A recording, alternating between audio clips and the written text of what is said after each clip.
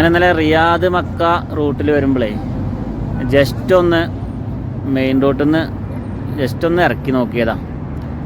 ഒന്ന് നിന്ന് ഒരു ചെറിയൊരു ആവശ്യത്തിന് വേണ്ടിയിട്ട് നിന്ന് നേരെ പോയത് പൂയിലേക്ക്. അങ്ങനെ പൂന്തി ഒരുപാട് ശ്രമിച്ച് ടയറിങ്ങനെ താന്ന് പോയിക്കൊണ്ടിരിക്കുക.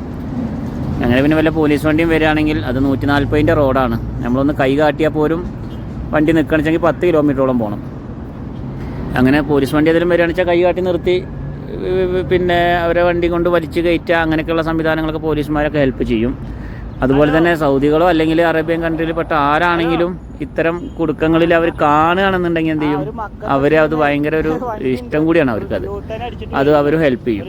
അങ്ങനെ ഇരിക്കുമ്പോൾ ഒരു അരമണിക്കൂറോളൊക്കെ നമ്മൾ ശ്രമിച്ച് വണ്ടിക്കാരൊക്കെ നോക്കുന്നുണ്ട്. പക്ഷെ നോക്കിയിട്ട് അവർക്ക് എത്തുമ്പോഴത്തേനും പിന്നെ ഒരുപാട് ദൂരം പോയിട്ടുണ്ടാവും. പിന്നെ അവർ മണലിൽ കൂടെ തന്നെ യൂട്ടേൺ അടിച്ച് വരണം, കാരണം വൺ വേ റോഡല്ലേ.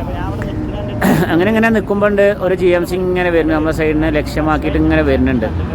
അപ്പോൾ എനിക്ക് മനസ്സിലായി നമ്മളെ കണ്ടു പോയ ടീമാണെന്ന്. അതുപോലെ അവിടെ കുറേ മുന്നേ പോയിട്ട് നമ്മുടെ അവസ്ഥ കണ്ടിട്ട് യൂട്ടേൺ അടിച്ച് വന്നു. പിന്നെ അവർ കണ്ടിട്ട് അവർ യമനികളാണ്.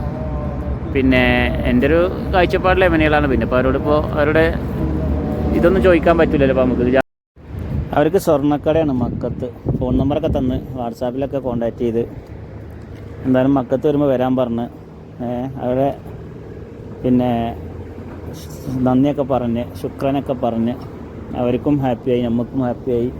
ഇനി വേറെ എന്തെങ്കിലും ഹെൽപ്പ് വേണമെന്നൊക്കെ ചോദിച്ച്